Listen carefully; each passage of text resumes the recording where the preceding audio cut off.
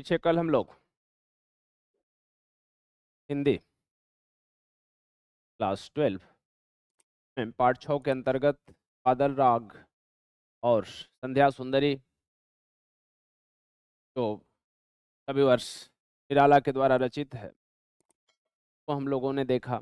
आज इसके प्रश्नोत्तर को करेंगे।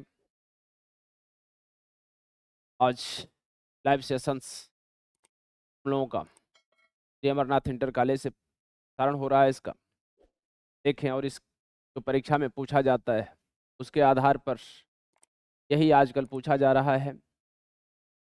एक स्टेप उसमें से 8-10 लाइन का दे दिया जाता है, उस पर आधारित प्रश्न पूछ दिया जाता है।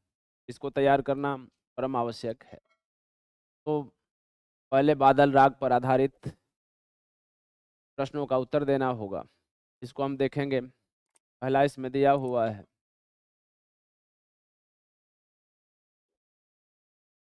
और छोटा।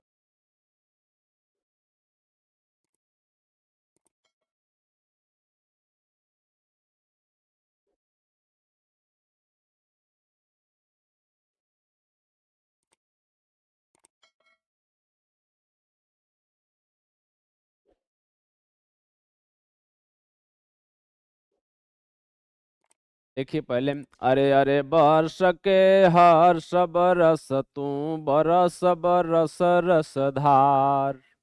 अरे बरस के हर्ष बरस तू बरस बरस रस धार। पार ले चल तू मुझको बहा दिखा मुझको भी निज गर्जन भैरव संसार। उथल पुथल कर हृदय मचाहल चल। चल रे चल मेरे पागल बादल।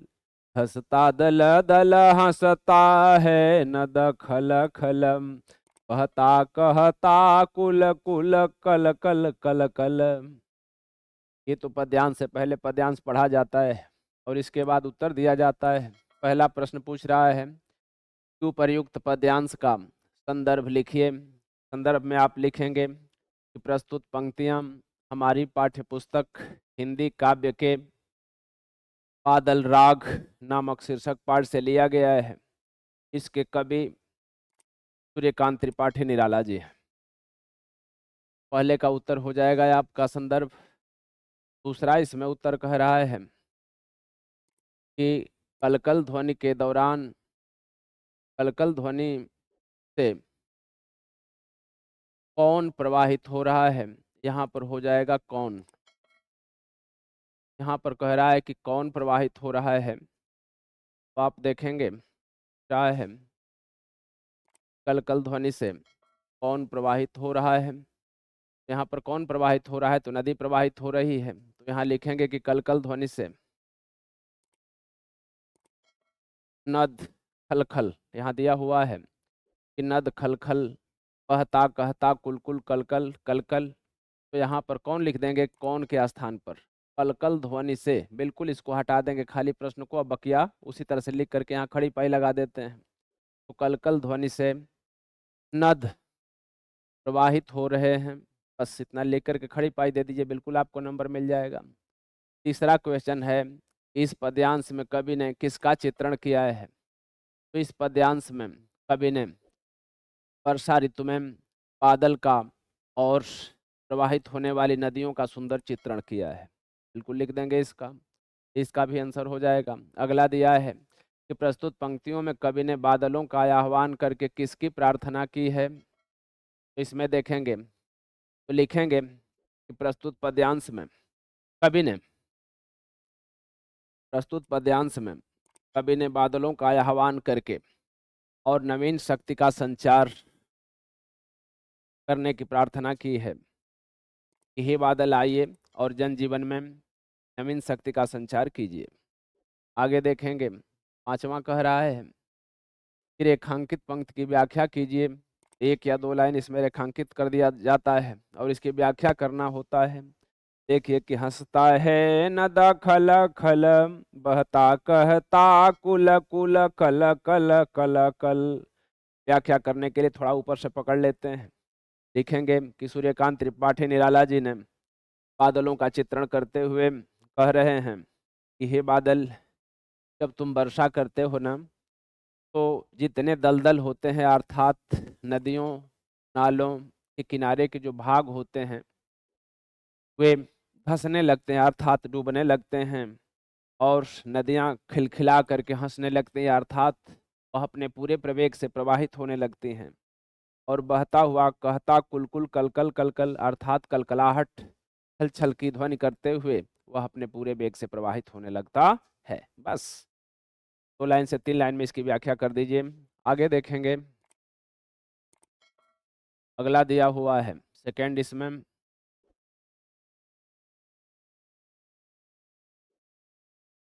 वाले भाग को देखिए, इसमें दिया है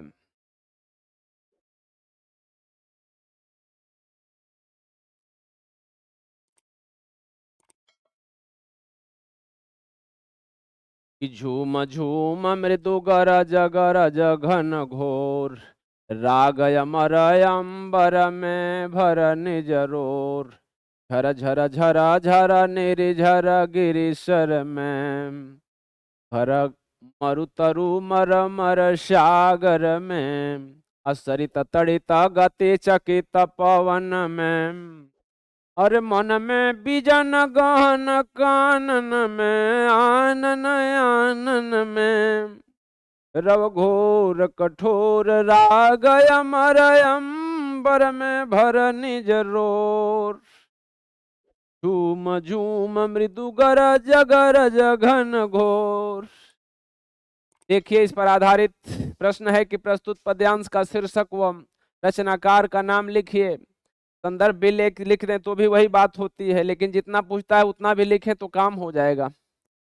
पहले प्रश्न के उत्तर में आप लिखेंगे कि प्रस्तुत पद्यांश का शीर्षक तो बादल राग, यहाँ पर लिख देंगे। प्रश्न संख्या यहाँ दागेंगे कि प्रश्न संख्या जो भी इस क्रम की होगी उसमें का, तो प्रश्न संख्या दाग करके, मान लीजिए कि छठा प्रश्न है या पांचवा प्रश्न या जो भी प्रश्न हो उसको दाग करके इसके पहले पार्ट में लिखेंगे आप कि शीर्षक इसका क्या है। तो यहाँ पर शीर्षक लिख देंगे, तो शीर्षक में आप लिखेंगे कि बादल राग, बादल राग, इसका शीर्षक हो जाएगा बादल राग। और रचनाकार का नाम तो यहाँ लिख देंगे रचनाकार, और रचनाकार का नाम क्या है? सूर्यकांत त्रिपाठी निराला, सूर्यकांत त्रिपाठी निराला, ऐसे लिख देंगे। बिल्कुल आपको जो अंक निर्धारित हैं 2 अंक वो मिल जाते हैं। आगे देखेंगे दूसरे प्रश्न में कि रेखांकित अंश की व्याख्या कीजिए। रेखांकित अंश की व्याख्या देखिए, थोड़ा ऊपर से ले लेते हैं, थोड़ा नीचे तक बढ़ा के लिखते हैं। तो कह रहा है कि घर मरु तरु मर मर सागर में, असरित तड़ित गति चकित पवन में, कहाँ कहाँ बरसो हे बादल, झूम झूम करके तुम गर्जना करके और बरसो, तुम निर्झर झरनों में बरसो, पर्वतों पर बरसो, तालाबों में बरसो, साथ साथ घरों में बरसो, मरुस्थल में उगे हुए जो तरु जो वृक्ष हैं मरमर अर्थात जो सूख रहे हैं उनके ऊपर भी वर्षा कर देना, सागर में वर्षा करना क्योंकि सागर से ही तुम्हारी उत्पत्ति हुई है, तरित नदियों में, तड़ित गति से चकित पवन में, जो बिजली के कड़कने से या बिजली के गर्जना से जो पवन आश्चर्यचकित हुआ है उसके गति में जो विक्षोभ आया है उसमें भी थोड़ा बरस देना, लोगों के मन में जो तुम्हारे बिना सूखा का प्रभाव लोगों के मन में पड़ा हुआ था वहां भी वर्षा कर देना, विजन गहन कानन में, निर्जन घने जंगलों में भी वर्षा कर देना, आनन आनन में, और जो पपिहा, आनन मने होता है मुख, पपिहा जो सारे नक्षत्रों को छोड़ करके और स्वाति नक्षत्र में तेरे तरफ मुंह करके और तुम्हारे जल के लिए तपस्या कर रहे थे, साधना कर रहे थे, उसके मुख में बरस करके और उनको क्या कर देना? जीवन दान अर्थात वंश वृद्धि कर देना। तो थोड़ा सा बढ़ा करके लिख देंगे, कुछ नहीं आएगा तब तो इतना भी लिख देंगे कि हे बादल रूपी, बादल या वर्षा ऋतु का बादल घर घर में मरुस्थलों में, सागरों में, नदियों में और तीव्र गति से आकाशीय बिजली से चकित पवन में अपना प्रभाव दिखाओ और वहां पर वर्षा कर दो। ठीक है, तो इतना लिख दे तो भी नंबर मिलेगा, और बढ़ा करके लिख देते हैं तो बिल्कुल तब भी नंबर मिलेगा। आगे देखिए कि अंबर में भर निज रोर किससे कहा गया है। तो अंबर में रोर भरने के लिए, रोर माने होता है गर्जना, बादल को कहा गया है। तो लिखेंगे कि अंबर में भर निज रोर, ये सिंगल इन्वर्टेड कामा से क्लोज कर देंगे। किससे कहा गया है, तो खाली किससे को हटाएंगे और यहां पर लिख देंगे कि बादल से कहा गया है। इसके स्थान पर क्या लिख देंगे, बादल से कहा गया है, और यहाँ पर प्रश्नवाचक हटा करके खड़ी पाई लगा देते हैं, तो बिल्कुल उत्तर स्पष्ट हो जाता है, सेंटेंस में कोई दिक्कत नहीं होती। आगे देखिए अमर राग का क्या आशय है।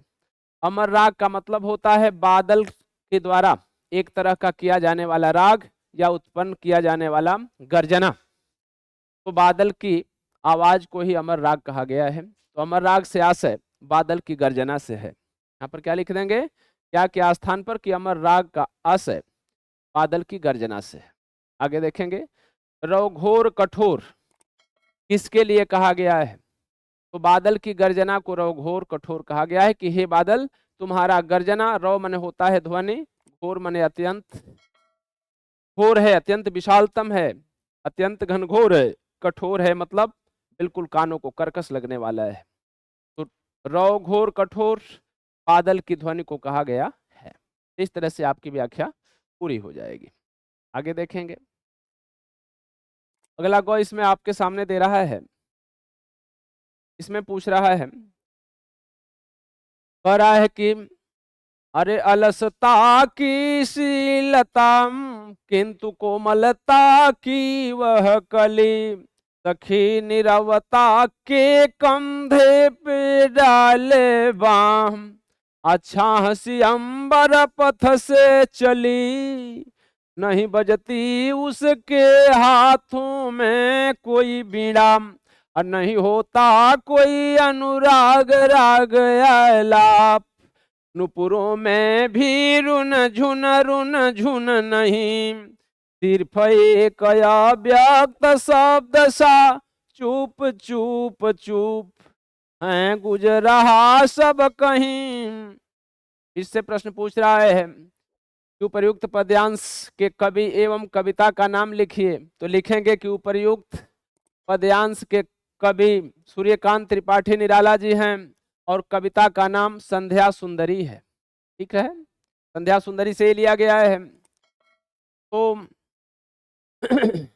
आगे देखेंगे दूसरा, संध्या सुंदरी किसके कंधे पर बांह डाल करके और छाया के समान आकाश मार्ग से चली है या उतर रही है। तो यहाँ पर लिखेंगे बिल्कुल इसी तरह से उतार देते हैं, लिखते हैं कि संध्या सुंदरी किसके के स्थान पर लिखेंगे निरवता, यहाँ देख रहे हैं सखी निरवता, यहाँ पर लिखेंगे कि संध्या सुंदरी सखी निरवता के कंधे पर बांह डाल करके छाया के समान आकाश मार्ग से चली।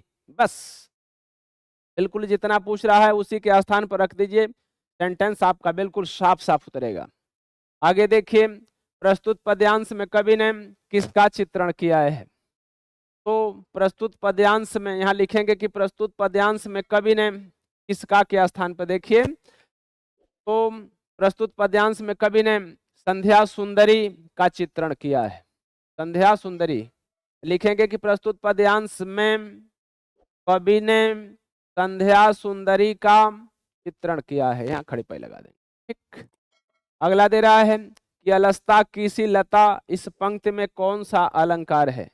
जहां अलस्ता की सी आ जाए, सा आ जाए तो वहां उपमा अलंकार होता है।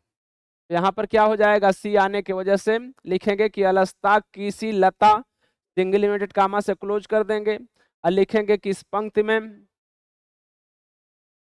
उपमा अलंकार है। यहाँ पर कौन सा की जगह पर क्या लिखेंगे, उपमा अलंकार है। यहाँ प्रश्नवाचक चिन्ह की जगह पर खड़ी पाई लगा देंगे।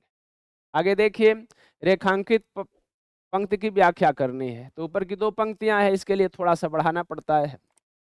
अलसता की शीलता किंतु कोमलता की वह कली, लिखेंगे इसमें सूर्यकांत त्रिपाठी निराला ने संध्या सुंदरी का वर्णन करते हुए कह रहे हैं कि जिस तरह से एक नायिका रात्रि में विश्राम के दौरान बिल्कुल आलस्य में पड़ी रहती है, उसी तरह से यह संध्या रूपी सुंदरी आलस्य की लता के समान या अलसाई हुई लता के समान दिखाई दे रही है, किंतु कोमलता की वह कली, लेकिन उसके अंदर कोमलता है, बिल्कुल सुकुमारता है। कह रहा है कि वह कली के समान, जिस तरह से कली अभी खिली नहीं रहती तो बिल्कुल कोमल रहती है ना, उस तरह से बिल्कुल संध्या सुंदरी नवजौवना में स्थित कली के समान है, फिर भी कुछ अलसाई हुई है, अर्थात संध्या काल में सारे प्राणी बिल्कुल थके हुए होते हैं, आलस्य में होते हैं, उसका यहाँ पर चित्रण किया गया है। तो इस तरह से लिख देंगे। आगे देखिए, रेखांकित अंश की व्याख्या हो जाएगी। आगे देखेंगे, वाले में दिया है कि सुलाती उन्हें अंक पर अपन, दिखलाती फिर विस्मृति के अगणित मीठे सपन, अर्धरात्रि की निश्चलता में हो जाती जब लीन, कवि का बढ़ जाता अनुराग, अविराकुल कमनीय कंठ से आप निकल पड़ता तब एक विहाग। प्रश्न देखिए, उपर्युक्त पद्यांश का संदर्भ लिखिए। संदर्भ के स्थान पर संदर्भ हेडिंग बनाएंगे और इसके बाद लिख देते हैं कि प्रस्तुत पंक्तियां हमारी पाठ्य पुस्तक हिंदी काव्य खंड के सूर्यकांत त्रिपाठी निराला द्वारा रचित संध्या सुंदरी नामक शीर्षक पाठ से लिया गया है। इसका ये पूर्ण हो जाता है संदर्भ। इसके बाद दूसरा प्रश्न शुरू करेंगे सेकंड दाग करके कि कवि का अनुराग कब और क्यों बढ़ जाता है। यहाँ देख रहा है कि जब कवि का बढ़ जाता है अनुराग, यहाँ देख रहे हैं कब, बिरहा कुल कमनीय कंठ से आप निकल पड़ता तब एक विहाग, लेकिन कब निकल पड़ता है, कह रहा है कि अर्धरात्रि की निश्चलता में हो जाती जब लीन। कह रहा है कि संध्या धीरे धीरे संध्या स्वरूपी सुंदरी जब रात्रि में परिवर्तित हो जाती है और जब मध्य रात्रि हो जाती है तो ठीक अर्धरात्रि जब निश्चल हो जाती है, सारे प्राणी सो जाते हैं, उस समय कवि का अनुराग या प्रेम क्या हो जाता है, बढ़ जाता है। तो यहाँ लिखेंगे कि कवि का अनुराग, कब को हटा देंगे और यहाँ लिखेंगे कि अर्धरात्रि की निश्चलता में जब संध्या विलीन हो जाती है या लीन हो जाती है तो कवि का अनुराग बढ़ जाता है। ठीक है, और क्यों बढ़ जाता है, तो प्राकृतिक छटाएं है, जब नीरव वातावरण हो या दिव्य वातावरण हो, उस समय कवि की जो अंतरात्मा है उससे प्रकृति के प्रति चित्रण होने लगता है, एक नई नई अनुभूतियां होने लगती है, इसलिए कवि का प्रेम बढ़ जाता है। यहाँ देख रहे हैं तीसरा कि यह पद्यांश किस छंद में है, तो यह निराला निराला के जो सारे पद हैं ना, ये मुक्तक छंद में है। तो यहाँ पर लिख देंगे किस के जगह पर, यह पद्यांश मुक्तक मुक्तक छंद में है। यहाँ खड़ी पाई लगा देंगे। प्रश्नवाचक से जब उत्तर देते हैं तो उसमें क्या लिख देते हैं, खड़ी पाई लगा देते हैं। इस पद्यांश में किस प्रसंग का उल्लेख किया गया है, तो लिखेंगे कि इस पद्यांश में संध्या सुंदरी धीरे धीरे अर्धरात्रि के प्रभाव में आकर के और जब शयन करती है उस समय का चित्रण किया गया है या उस प्रसंग का वर्णन है। आगे देखेंगे, रेखांकित पंक्ति की व्याख्या कीजिए। रेखांकित पंक्ति नीचे है 2 लाइन, लेकिन थोड़ा ऊपर से पकड़ना पड़ता है। तो यहाँ दिखाएंगे कि सूर्यकांत त्रिपाठी निराला जी कह रहे हैं कि जब संध्या सुंदरी धीरे धीरे अर्धरात्रि का समय हो जाता है, धीरे धीरे रात्रि में बदलने लगती है, जब वह विश्राम अवस्था में जाती है ना, तो उस समय कवि का अनुराग या प्रेम बढ़ जाता है और उस विरह से आकुल और कमनीय माने इच्छा रूपी भावना के प्रेरित हो जाने के कारण हृदय के आंतरिक भाग से कंठ के रूप में मुखरित होकर के अपने आप एक विहाग गीत अर्थात रात्रि में गाए जाने वाले गीत उत्पन्न हो जाती है या निकलने लगती है, प्रसारित होने लगती है। ये व्याख्या हो जाएगा। आगे देखें, अगला है अंगों आपके सामने, इसमें पूछ रहा है कि दिवसावसान का समय मेघमय आसमान से उतर रही है, वह संध्या सुंदरी परिसी धीरे धीरे धीरे। तिमिरांचल में चंचलता का नहीं कहीं आभास, मधुर मधुर हैं दोनों उसके अधर, किंतु जरा गंभीर नहीं है उनमें हास विलास। हंसता है तो केवल तारा एक, उठा हुआ उन घुघराले काले काले बालों से। हृदय राज की रानी का वह करता है अभिषेक।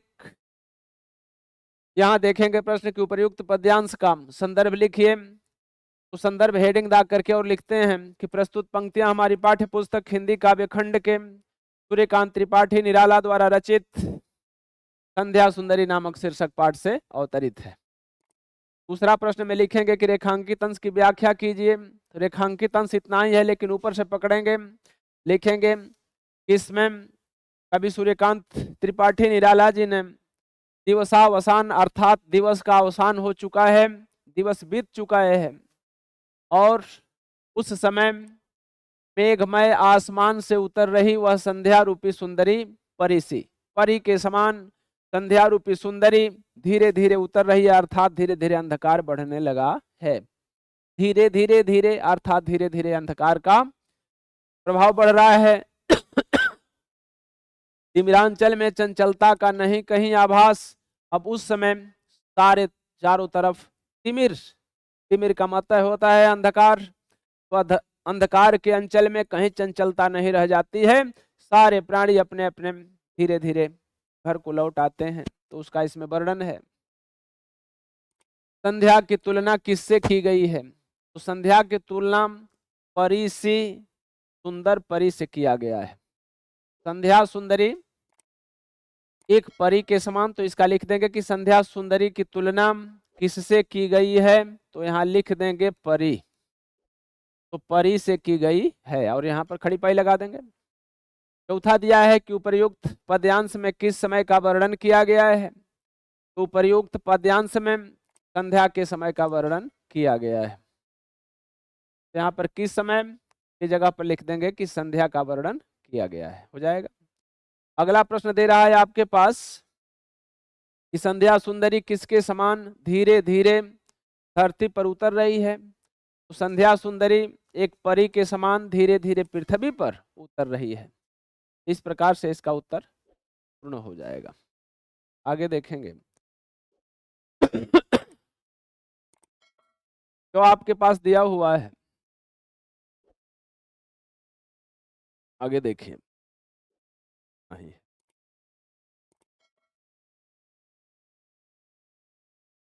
देखिए कि व्योम मंडल में जगती तल में सोती शांत सरोवर पर उषय अमल कमलिनी दल में सौंदर्य गर्विता सरिता के अति विस्तृत बक्षय स्थल में धीर वीर गंभीर ही मगिरी अटल अचल में उताल तरंगा घात प्रलय घन गर्जन जलधि प्रबल में स्थिति में जल में नभ में अनिल अनल में तीर्थ एक व्यक्त शब्द सा चुप चुप चुप है गूंज रहा सब कहीं।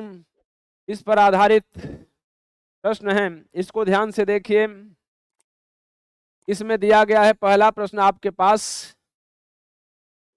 कि कवि की दृष्टि में कौन सो रही है? तो संध्या रूपी सुंदरी सो रही है। कह रहा है कि कवि की दृष्टि में कौन सो रहा है? तो संध्या रूपी सुंदरी क्या कर रही है? अब सो रही है ना।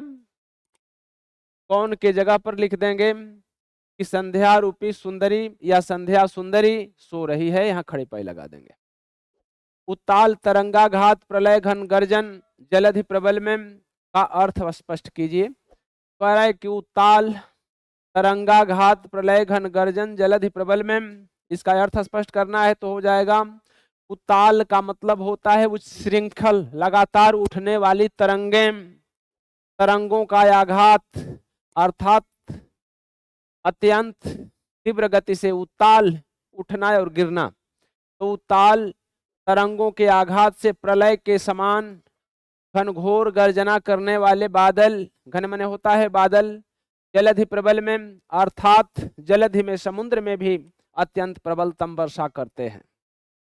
देखेंगे कि उताल तरंगों से प्रलय के समान आघात करने वाले जलधि में भी प्रबलतम रूप से बादल गर्जना के साथ वर्षा करते हैं, यह इसका अर्थ हो जाएगा।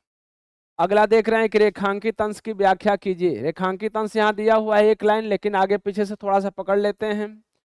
तो सौंदर्य गर्विता सरिता के अति विस्तृत बक्षय स्थल में, तो कह रहा है कि जब रात्रि हो जाती है तो व्योमंडल में अर्थात व्योम मन होता है आकाश, आकाश मंडल में संध्या रूपी सुंदरी जगती मने इस संसार के तल में शांत रूप से सोती है। कहाँ? सरोवर पर उस अमल कमलिनी दल में, मानो वह सोने के लिए सरोवर के, सरोवर मने होता है तालाब, तालाब के उस शांत जल में जो कमल का पुष्प पंखुड़ी खिली हुई है ना, वह सूर्य जब अपनी आंखें बंद करता है तो कमल धीरे धीरे धीरे धीरे क्लोज होने लगते हैं, और धीरे धीरे जैसे सूर्य उदय होता है वैसे खुलता है ना, तो लग रहा है कि यह शांत जल में उस सरोवर के स्वच्छ अमल मने स्वच्छ कमलिनी के तल में पंखुड़ियों के बीच यह भी विश्राम करने के लिए संध्या रूपी सुंदरी चली गई हो। और सौंदर्य गर्विता सरिता के अति विस्तृत वक्ष स्थल में, अथवा यूं मानिए कि सौंदर्य से गर्वित सरिता मने नदी के अति विस्तृत वक्ष स्थल में यह विश्राम करने के लिए चली गई हो। यह इस लाइन का व्याख्या होगी। और बढ़ाना चाहते हैं तो लिख सकते हैं कि अथवा हिमालय, हिमगिरी मने होता है हिमालय पर्वत जो अटल है अचल है, उसके पीर भी है, धीर भी है और गंभीर भी है, ऐसे शिखर पर यहाँ नायक के रूप में और संध्या रूपी सुंदरी का नायिका के रूप में चित्रण किया गया है कि मानो जो धीर वीर गंभीर शिखर अटल और अचल है, उसके पास शयन करने के लिए, विश्राम करने के लिए संध्या रूपी नायिका चली गई हो। तो ऐसे इसकी व्याख्या कर देंगे। आगे देखेंगे कि रेखांकित अंश की व्याख्या कीजिए। रेखांकित अंश की व्याख्या हो गई। धीर वीर गंभीर शिखर में कौन सा अलंकार है? यहाँ देख रहे हैं र वर्ण, र वर्ण, र वर्ण, र वर्ण, र वर्ण, र वर्ण की आवृत्ति बार बार होने से अनुप्रास अलंकार है। और इसको अच्छा से लिखना चाहते हैं तो अंत में र वर्ण की आवृत्ति होने से अंत्यानुप्रास कहलाता है। भूल जाते हैं तो खाली अनुप्रास लिख दे तो भी नंबर मिलेगा, अंत्यानुप्रास लिख देंगे तो भी नंबर मिलेगा। तो लिखेंगे कि र वर्ण की आवृत्ति बार बार आने की वजह से यहाँ पर अंत्यानुप्रास है। आगे देखिए, पाठ का शीर्षक और कवि का नाम लिखिए। तो लिखेंगे कि पाठ का शीर्षक संध्या सुंदरी तथा कवि का नाम सूर्यकांत त्रिपाठी निराला जी है। ठीक है, इस प्रकार से यह व्याख्या इसकी पूर्ण होती है और यहीं पे यही इसकी अंतिम व्याख्या रही है। इस प्रकार आज व्याख्या का काम पूर्ण होता है इसका। इस तरह की व्याख्या और स्पष्ट जानने के लिए TR.AN क्लासेस चैनल को सब्सक्राइब कीजिए और ध्यान से पढ़ते रहिए, अब बिल्कुल स्पष्ट अर्थ प्राप्त करते रहिए। यहाँ पर आप लिख लेंगे, जैसे ही सर्च करेंगे TR.AN क्लासेस,